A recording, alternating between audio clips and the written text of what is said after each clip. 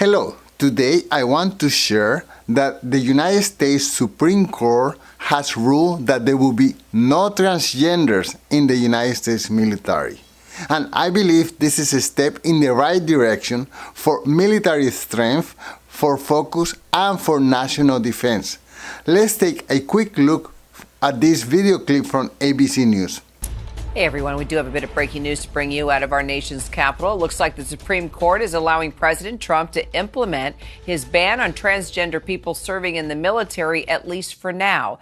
What this means, Kira, is that the Trump administration can now begin to discharge transgender service members who have served their country for the last 4 years in the United States military. There are about 4,200 active duty troops who are trans, according to the Pentagon figures. But what the court is signaling today is that the President of the United States is owed broad deference over how the military is run and who they can allow into the military.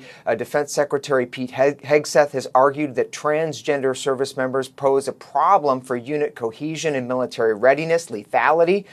And here are commentaries by Secretary of Defense Pete Hegseth, who believed that the military must prioritize lethality over wokeness. But then the president, after he said that, went on to say, I need you and I want you to restore the warrior ethos in our military, full stop. And that's been my first priority since day one, is restoring the warrior ethos. It's one of the most fundamental of those three objectives.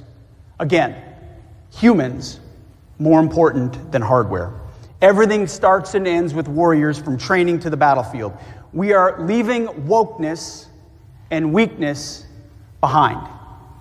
No more pronouns, no more climate change obsession, no more emergency vaccine mandates, no more dudes in dresses. We're done with that shit.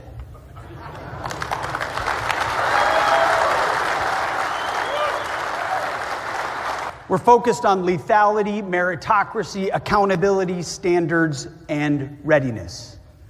That's why since Election Day, since President Trump was elected, recruitment and retention numbers are up historically.